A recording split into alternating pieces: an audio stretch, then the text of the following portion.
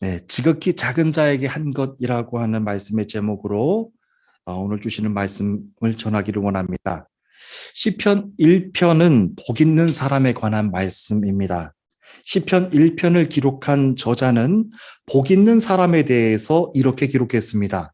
복 있는 사람은 악인들의 꾀를 따르지 아니하며 죄인들의 길에 서지 아니하며 오만한 자들의 자리에 앉지 않는 사람이라고 말했습니다. 시편 기자가 고백하는 복은 이 세상에서 살아가는 악인들과 죄인들 그리고 오만한 자들과의 구별됨이었습니다. 거기에서 우리는 한 걸음 더 들어가서 생각해 볼 수 있습니다. 참 복된 사람은 악인들의 꾀를 따르지 아니할 수 있는 힘을 가진 사람입니다. 죄인들의 길에 서지 않을 수 있는 힘을 가진 사람들입니다. 오만한 자의 자리에 앉지 않을 수 있는 힘을 가진 사람을 우리는 복된 사람이라고 정의할 수 있습니다. 여러분, 참 신기한 것이 있습니다. 우리는 악인이 나쁜 사람인 줄 잘 알고 있습니다. 막상 하지만 악인의 자리에 가보게 되면 그 자리가 악인의 자리인지 아닌지를 구별하기가 쉽지 않습니다. 오만한 자의 자리에 앉는 것도 마찬가지입니다. 우리는 오만한 자의 자리에 앉지 말아야 될 것도 잘 알고 있으면서도 불구하고 막상 내가 오만한 자의 자리에 앉게 되면 그곳이 오만한 자의 자리인지 아닌지를 쉽게 구별하지 못한다는 것입니다. 여러분, 만약에 세상의 모든 악인들과 죄인들 그리고 오만한 자들과 철저하게 분리되어서 살아갈 수만 있다면 얼마나 좋겠습니까? 그리고 알아서 그냥 구별되어 살아간다면 얼마나 좋을까요? 만약 그와 같은 곳이 있다고 한다면 그곳은 바로 천국 될 것입니다. 그러나 우리는 하루를 살아가더라도 만약 그와 같은 사람들이 선한 사람인지 악한 사람인지 오만한 사람인지를 모르고 그들과 날마다 부딪히면서 살아가고 있습니다. 그들 중에는 혹여나 하나님을 믿는 사람들도 있을 것입니다. 우리는 믿음의 사람들과도 날마다 부딪히면서 하루하루를 살아가고 있습니다. 그래서 우리는 복 있는 사람에 대해서 생각할 때 그저 믿음의 사람들이 세상 사람들과 철저하게 선을 긋고 심지어는 믿음의 사람들 안에서도 악인과 선인을 구분하며 살아가는 것, 그것을 우리는 복이라고 할 수 없을 것입니다. 왜냐하면 내가 누군가를 판단하고 정죄하게 될 때 그 순간부터 나 역시 누군가로부터 판단을 받게 될 것이기 때문에 그렇습니다. 내가 누군가를 선인으로 판단을 합니다. 악인으로 판단을 합니다. 그러면 그 순간부터 누군가로부터도 나도 언젠가 구별을 당하게 된다라고 하는 것입니다. 결과적으로 이 세상은요, 서로 판단하고 정죄하는 세상이 될 것입니다. 하나님도 그와 같은 사람들이 사는 세상을 결코 복된 사람들이 사는 세상이라고 말씀하시지 않으실 것입니다. 그래서 시편 기자는 바로 이어서 다음 구절을 전합니다. 복 있는 사람은 오직 여호와의 율법을 즐거워하여 그의 율법을 주야로 묵상하는 자로다. 그는 시냇가에 심은 나무가 철을 따라 열매를 맺으며 그 잎사귀가 마르지 아니함 같으니 그가 하는 모든 일이 형통하리로다. 아멘. 복 있는 사람은요, 여호와의 율법으로 즐거워하는 사람입니다. 그리고 그의 영혼이 즐겁다고 했습니다. 그리고 그는 주의 말씀을 낮과 밤으로 묵상하는 사람이며 그는 시냇가에 심은 나무가 철을 따라 열매를 맺으며 그 잎사귀가 마르지 아니함 같으니 그의 영혼이 날마다 강건한 사람을 가리켜 형통한 사람이라고 복된 사람이라고 정의할 수 있습니다.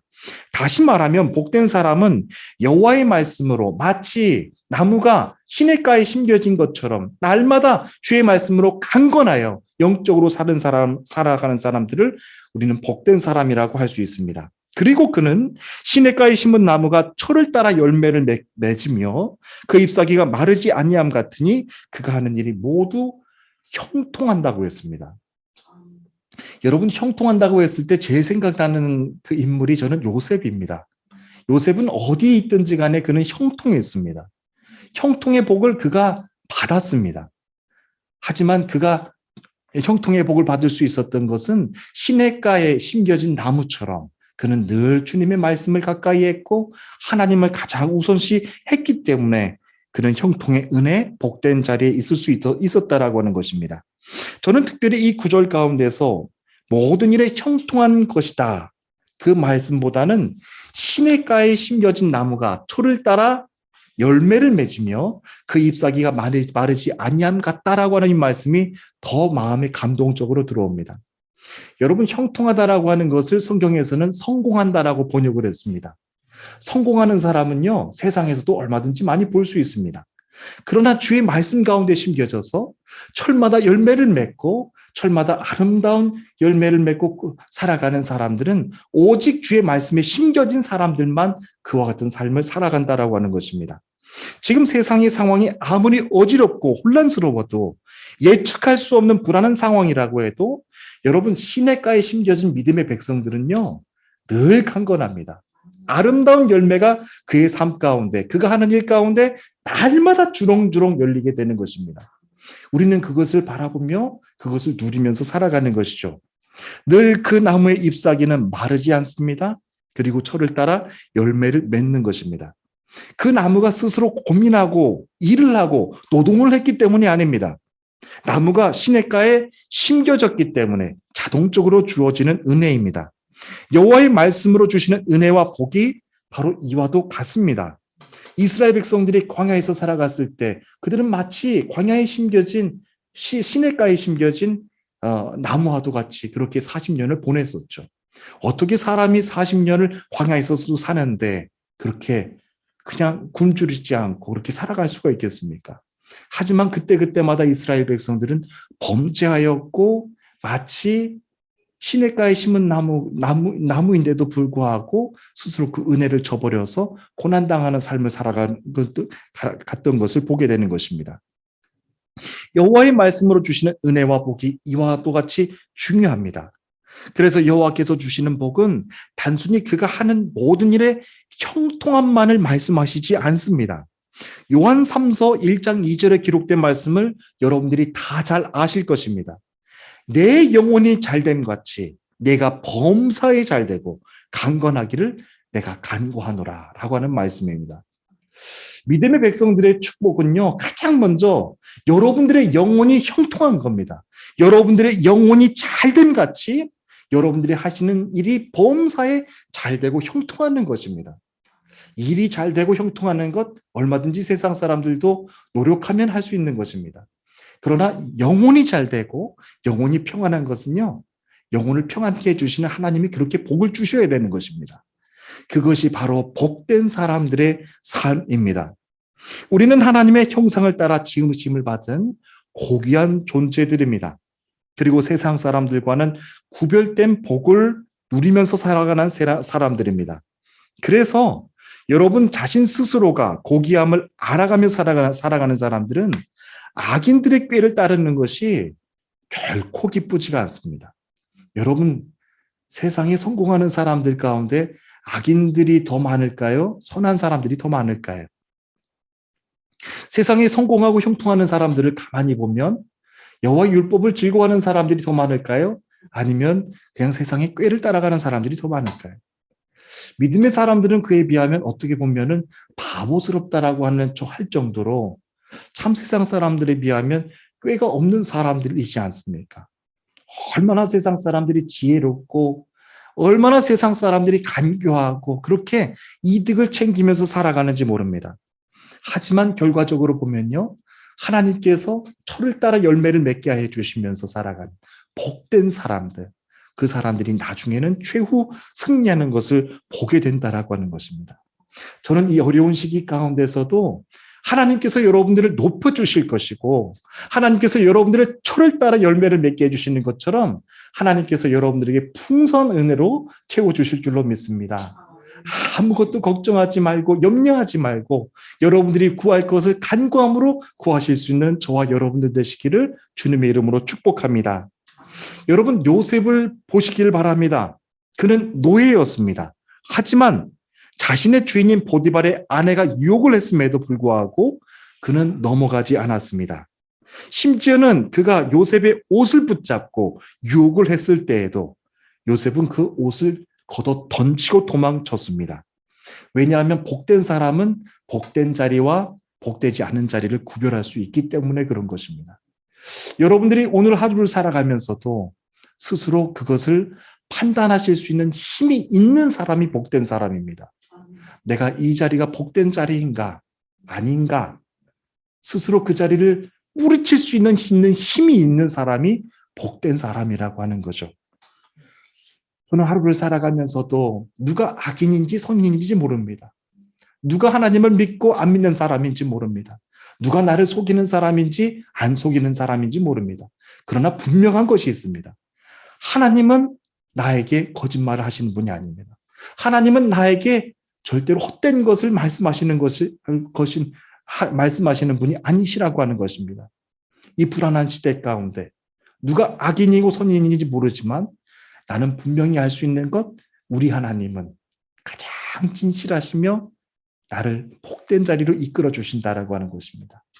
저는 이 사순절 절기 가운데 우리 모두가 그 주님의 말씀을 붙잡고 승리해 나가는 저와 여러분들이 되시기를 간절히 축복하는 것입니다.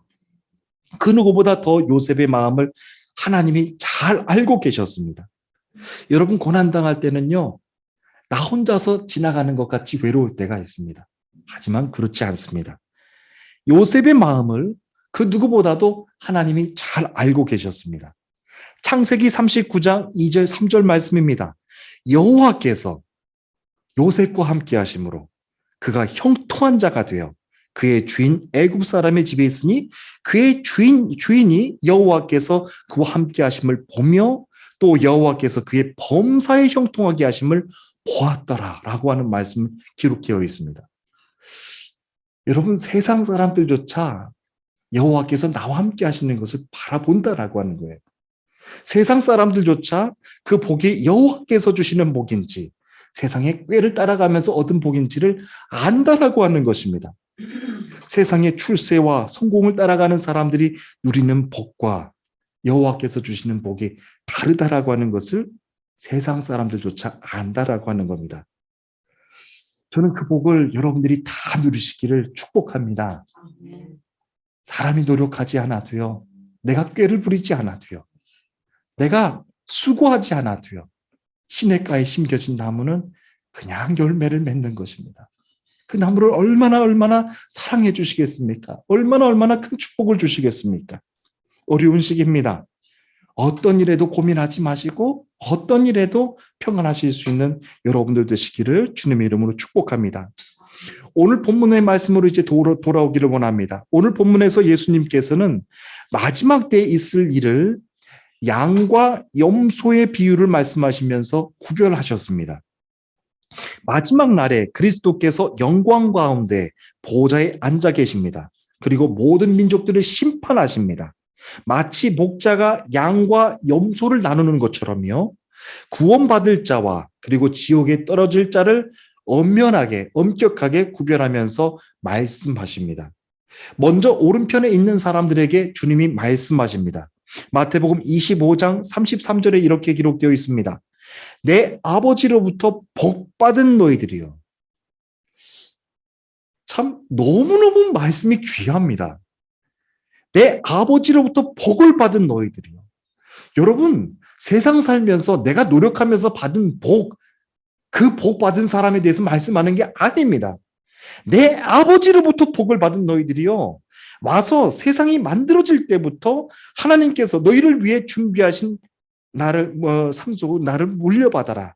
내가 배가 고플 때 너희는 내게 먹을 것을 주었다. 내가 목마를 때 너희는 마실 것을 주었다. 내가 나그네로 있을 때 너희는 나를 초대해 주었다. 본문 말씀이 번역이 이제 조금씩 다를 것입니다. 제가 본문을 여러 번역서를 이제 비교하면서 가장 쉬운 번역으로 제가 찾고 있는데요. 이것은 이제 공동 번역에 있는 말씀입니다. 그러자 그들이 주님께 이렇게 묻습니다. 주님, 언제 우리가 주님께서 배고프신 것을 보고 우리가 음식을 주었습니까? 언제 목마른 것을 보고 마실 것을 주었습니까? 그때 주님이 이렇게 또한 대답을 하십니다. 내가 너희에게 진정으로 말한다. 보잘것없는 사람에게 한 일, 곧 너희가 이 형제들 중 가장 보잘것없는 사람에게 한 일이 곧 나에게 한 것이다 라고 말씀하셨습니다. 이번에 주님은 왼쪽에 있는 사람들에게 또한 말씀하십니다. 왼쪽에 있는 사람들에게 주신 말씀은 처음부터 너무나도 두렵습니다. 저주받은 자들아, 내게서 떠나 악마와 그 부하들을 위해 준비한 영원한 불에 들어가라. 내가 배가 고플 때 너희는 내게 아무것도 주지 않았다. 내가 목마를 때 너희는 마실 것도 주지 않았다. 내가 나그네 되었을 때 너희는 나를 초대하지 않았다. 내가 헐벗었을 때 너희는 내게 아무것도 입혀주지 않았다. 내가 아플 때나 감옥에 있을 때 너희는 나를 돌보지 않았다. 주님은 그때 그 사람들이 이렇게 대답을 할 것이라고 주님이 먼저 말씀하셨습니다. 주님, 언제 주님이 배고프거나 목마르거나 나그네 되었거나 헐벗었거나 아프거나 감옥에 있는 것을 보고 우리가 돌보지 않았습니까? 이에 대해 예수님께서 이렇게 답변하십니다. 내가 너에게 진정으로 말한다. 이 사람들 가운데 가장 작은 자 한 사람에게 하지 않는 것이 곧 나에게 하지 않은 것이다 라고 말씀하셨습니다. 이 비유의 말씀은 오늘날 예수님을 믿고 살아가는 현대 크리스찬들인 저와 여러분들의 가슴을 철렁하게 만듭니다. 왜냐하면 예수님만 믿고 그냥 개인적으로 믿음을 지켜나가면 되는 줄 알았습니다. 그런데 마지막 때에 예수님께서는 양과 염소를 구별하듯이 그렇게 구분하신다라고 하는 것입니다. 여러분, 이 말씀을 혹여나 오해할 수 있습니다. 그러면 우리는 선행을 베풀어야 구원을 얻을 수 있습니까? 아닙니다. 선행을 베풀어야 구원을 얻을 수 있는 것이 아니라 십자가의 복음을 영접하고 살아가는 믿음의 사람들에게 나타나야 될 표징, 당연히 나타나줘야 되는 행실을 주님께서 말씀하시는 것입니다. 마지막 날에 주님이 양과 염소를 나누셨던 것처럼 십자가의 그 분명한 흔적을 가지고 살아가는 사람들이 이와 같은 표징이 있는지 없는지를 심판하신다라고 하는 것입니다. 그것은 오직 주님만이 하시는 일입니다. 주님만을 향하여 시작했던 내 믿음이 내 주변에 있는 이웃들까지 돌보는 데까지 우리는 이어져야 된다라고 하는 것입니다. 여러분, 우리 7대 교회에 있는 말씀을 자주 묵상하지 않습니까? 에베소 교회, 서문학 교회, 가장 가난했던 교회 중에 하나입니다. 그런데도 불구하고 서문학 교회 성도들은요, 가난한 사람들을 돌보고 고통당하는 사람들을 전혀 외면하지 않았습니다. 하지만 부자 교회들을 보면요, 가난한 사람, 억압받는 사람들을 멀리하고 외면했던 것을 바라보게 됩니다. 그것을 주님이 또한 마지막 때에 책망하시지 않습니까? 오늘날 우리 교회는 어떤 교회로 세워져 나가야 되겠습니까? 오늘날 우리 교회는, 우리 성도들은 어떻게 세워져 나가야 되겠습니까? 어려운 사람들을 보고 함께 돌보며 주님께서 마지막 날에 축복해 주시고 칭찬해 주시는 교회로 세워져 나가기를 원하는 것입니다. 오늘 주님이 주시는 말씀을 한 생명 한 생명 모두 여러분들 들으실 수 있게 되기를 축복합니다. 주님만을 향하면서 시작했던 내 믿음, 그것이 전부가 아니었습니다. 그 십자가의 믿음이 내 이웃들에게까지 반드시 이어져야 됩니다. 그것을 분명히 가르쳐주고 계시는 본문 말씀입니다. 그러나 오늘 주시는 본문 말씀, 선행으로 구원받는다? 그거는 아니라고 하는 것이죠. 구원받는 사람들에게 당연히 나타나야 될 믿음의 행실을 주님께서 직고하시는 말씀입니다. 당신 하나밖에 없었던 독생자 외아들 예수 그리스도를 이 땅에 보내주신 분이 하나님이셨습니다. 하나님은요, 이 세상 모든 만물들을 지금도 통치하시고 다스리고 계십니다. 하지만 하나님의 시선은요, 우리 믿음의 백성들에게만 고정되어 있지 않습니다. 이 땅 가운데 전쟁으로 고통받는 사람들, 아까 우리 희연이가 기도했잖아요. 우크라이나 우리 형제 자매들을 위해서 기도합니다. 여러분 보면요, 러시아하고 우크라이나하고 같은 기독교 국가예요. 어쩌면 그렇게 같은 형제 자매들끼리 서로 칼을 겨누고 그 일들이 어떻게 일어나겠습니까? 믿음의 형제 자매를 내가 내 손으로 쏴서 죽여야 되는 거예요. 세상의 약한 모습을 보면서 하나님 용서해 달라고, 세상의 어떤 정치와 어떤 이념으로도 그것을 불가능할 것입니다. 오직 십자가의 은혜로만, 오직 십자가의 은혜를 경험한 믿음의 사람들의 기도로만 가능할 줄로 믿습니다. 그 일을 우리가 해야 되는 것이죠. 당신이 하나밖에 없는 독생자 외아들 예수 그리스도의 십자가의 은혜를 우리에게 먼저 주셨는데 우리는 그냥 나만 알고 살아가는 거예요. 주님이 우리를 보시면서 얼마나 책망하고 또 분노하셨겠습니까? 나는 너희들이 영벌에 떨어져가는 심판받을 사람들이라고 말한다 라고 하면서 염소에게 행하셨던 그 말씀을 그대로 해주신다라고 하는 것입니다. 지금 세상의 독재자들처럼 사람의 생명을 우습게 알고 악한 짓을 하는 사람들이 얼마나 많이 있겠습니까? 그러나 우리는 그들을 보면서 손가락질 할 수가 없습니다. 왜냐하면 십자가의 은혜를 나에게 먼저 주셨는데 나는 그렇다면 뭘 하고 있는가? 지금 나는 어떻게 살아가고 있는가? 주님이 마지막 때 나에게 어떻게 말씀해 주실 것인가를 우리는 항상 직고하면서 살아가야 된다라고 하는 것입니다. 어려움을 당한 사람들을 돌보고 그냥 모른 척하면 안 됩니다. 지금을 남을 도와줄 여유가 없다라고 그리고 물질적인 여유가 없다라고 우리는 쉽게 핑계대면서 살아갑니다. 교회에서 하는데요. 나는 성도로서 살아가면 답니다. 여러분 마지막 때 주님은 그것을 인정해 주실까요? 주님은 한 생명 한 생명 한 성도 한 성도를 다 찍고 하시는 것입니다. 어른도 아이들도 다 하나님께서 주님이 심판해 주신다라고 하는 겁니다. 누구라도 마음만 먹으면 얼마든지 할 수 있는 일들이 바로 내 주변에 있는 사람들을 돌보는 일입니다. 주님이 책망하셨던 이유, 그 이유는 얼마든지 할 수 있는 일인데도 불구하고 우리는 하지 않고 있다라고 하는 것입니다. 이에 대해서 어떤 변명도 주님은 듣지 않으실 것입니다. 세상 사람들과 믿음의 사람들이 다른 점이 바로 이것입니다. 십자가의 사랑을 먼저 깨달으시고 십자가의 사랑을 먼저 받으신 여러분들이요. 이제 세상의 이 아픈 사람들을 함께 돌보면서 우리가 그들의 고통을 함께 공감하면서 살아갈 수 있게 되기를 바랍니다. 바울은 다메섹으로 가는 길에 강한 빛이 그에게 임하여서 그가 그 자리에서 쓰러졌습니다. 그 빛 때문에 얼마나 강했는지 사흘 동안은 앞을 보지 못했습니다. 그때 하늘에서 주의 음성이 내려옵니다. 사울아, 사울아, 내가 어찌하여 나를 핍박하느냐? 사울은 그 음성을 듣고서 깜짝 놀랐습니다. 그리고 아주 혼란스러웠습니다. 제가 당신을 핍박했다고요? 저는 기독교인들을 잡았을 뿐입니다. 저는 유대인으로서 철저하게 율법을 지켰고 기독교인들을 핍박했을 뿐입니다. 그런데 음성이 다시 들어옵니다. 나는 내가 핍박했던 예수다. 나는 내가 핍박하는 예수다. 라고 말씀하셨습니다. 주님이 하신 이 말씀이 저의 마음 가운데도 강하게 임하셨습니다. 우리는 세상을 살아가면서도요,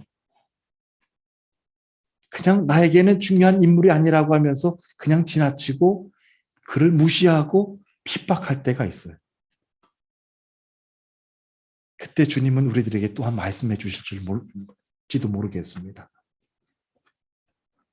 나는 네가 핍박했던 예수다라고 말입니다. 오늘 이 말씀 가운데서 사도 바울이 주셨던 그 말씀 음성을 우리가 십자가의 절기 가운데 저와 여러분들이 다 들을 수 있게 되기를 간절히 소원하는 것입니다. 주님, 나는 당신을 핍박하지 않았습니다. 아니야, 너 나 핍박했어. 나는 내가 핍박하는 예수다라고 말씀해 주신다라고 하는 것입니다. 예수님이 오늘 비유 속에서 반복해서 강조하시는 말씀이 있습니다. 40절, 45절 똑같이 말씀하십니다. 내가 진실로 너희에게 이르노니 너희가 여기 내 형제 중에 지극히 자중 하나에게 한 것이 곧 내게 한 것이니라. 45절 말씀. 이 지극히 작은 자 하나에게 하지 아니한 것이 곧 내게 하지 아니한 것이다. 라고 말씀하고 계십니다. 저는 오늘 본문 말씀을 오래전부터 묵상해 왔습니다. 그러면서 마음이 얼마나 무거웠는지 모릅니다. 왜냐하면 주님이 얼마 전에도 주의 종을 통해서 터키 국경에까지 다녀오게 하신 것을 제 스스로 입술로 고백했습니다. 주님이 주의 종을 터키 국경에까지 가서 우크라이나 난민들을 보게 해주셨노라고 제 입술로 스스로 고백하면서 말씀을 전했습니다. 그런데 저 스스로가 가마득하게 그 어려움을 당했던 사람들을 잊고 살았던 것을 오늘 말씀을 통해서 그대로 보게 해주셨어요. 가슴속에서 그들이 울부짖고 가슴속에서 그들이 두려웠고 공포스러웠던 그 모습이 얼마나 제가 말씀을 준비하는 가운데 그냥 강하게 꽂혔는지 모릅니다. 그들 중에는 터키계 우크라이나 사람들도 있었지만 터키어를 전혀 하지 못했던 생판 우크라이나 사람들, 우크라이나 난민들도 있었습니다. 그들 눈빛은요, 여러분 보시면 말로는 형용할 수 없는, 표현할 수 없을 정도로 공포에 사로잡혀 있었던 것을 그 자리에 가시면 보시게 될 거예요. 어떤 젊은 한 여성은 자신의 남편을 두고 왔다고 하면서 정신 나간 여성처럼 그냥 계속해서 여기저기 다니면서 횡설수설하면서 계속해서 떠들고 있었어요. 또 한 여성은 터키어를 전혀 하지 못했는데 이제 100일도 안 된 아기를 가슴에 안고서요. 아무 말도 하지 못한 채 구석에 쭈그리고 앉아서 그냥 벌벌벌 떨고 있었어요. 제가 그 모습을 보고서 그냥 와서 그냥 잊어버린 거예요. 세계가 지금 우크라이나 사람들, 지금 난민들을 향해서 그렇게 울어주고 있는데 정작 나는 그 마음을 갖지 못한 마음에 하나님께서 얼마나 책망해 주셨는지 모릅니다. 그러면서 그 자리에서 하나님께 기도했습니다. 하나님, 어떤 방법으로라도 이들의 상한 마음을 위로해 주고 싶습니다. 그리고 도와줄 수 있도록 우리 이즈미르 하나님교회를 통해서 일하여 주옵소서. 작은 것 하나라도 하나님께 올려드리길 원합니다. 우리 교회가 되어서 성도가 되어서 함께 하나님 마음을 모아서 하나님 그들을 위해서 도와드리길 원합니다. 지극히 작은 자 중에 하나 가운데 한 것이 나에게 해주신 것이 한 것이라고 말씀해 주셨사오니 하나님 저희들 가진 것 많지 않아요. 하지만 그들에게 우리들의 정성을 보내고 싶어요. 라고 하면서 기도했습니다. 그때부터 무거운 마음을 가지고 솔직히 오늘 말씀을 오랫동안 묵상하면서 기도하면서 준비해 왔습니다. 그런데 너무나도 놀라운 것은요. 지난 주간을 지나면서 우리 교회가 속해 있는 유럽 지방에서 지방 차원으로 우크라이나 난민들을 돕겠다고 하는 헌금을 걷겠다라고 하는 공문을 저희 교회에게 보내오셨어요. 얼마나 놀랍고 감사한 일인지 모릅니다.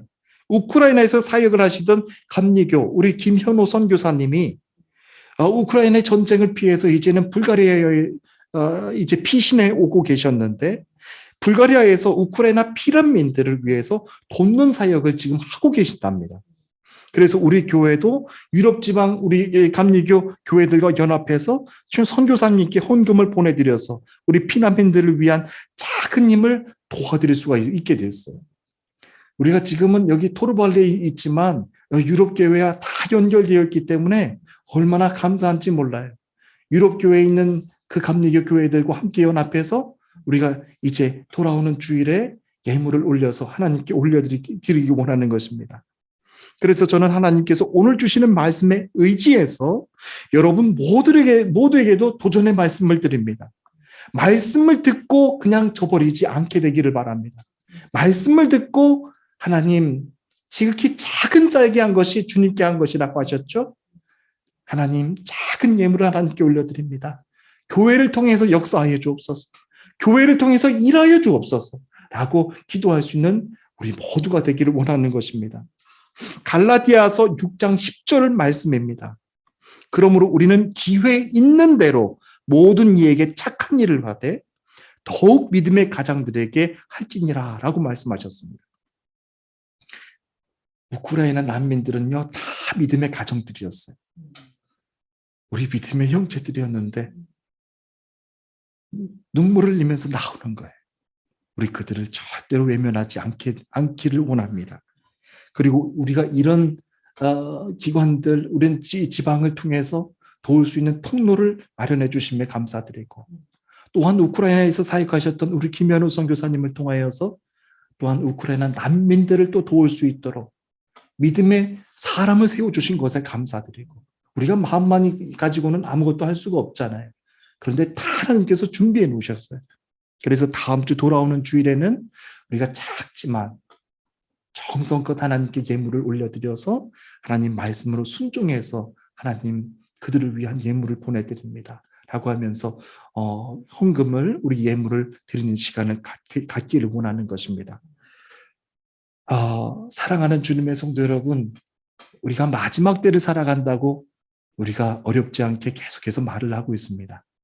마지막 때를 살아갈 때 내 믿음을 어떻게 주님께 올려드려야 될지 스스로 점검해 볼 수 있는 시기가 되기를 바라고, 특별히 지금은 사순절절기입니다. 십자가의 은혜를 먼저 경험케 하신 분들이 여러분들이십니다. 십자가의 은혜를 깨닫고 살아가는 우리들이 과연 지금 나는 무엇을 하면서 살아가고 있나? 내 인간의 형통함, 성공을 바라면서 살아가고 있는가? 아니면 하나님께 복받은 너희들이여 라고 출발하면서 범사에 강건케 해주시는 하나님의 은혜를 사모하면서 살아가고 있는가? 여러분들께 도전의 말씀을 드리면서 오늘 말씀을 마치기를 원하는 것입니다. 여러분 모두에게 주님이 주시는 참 평안과 은혜가 복이 넘치게 되기를 바랍니다. 우리 다 함께 기도하시겠습니다.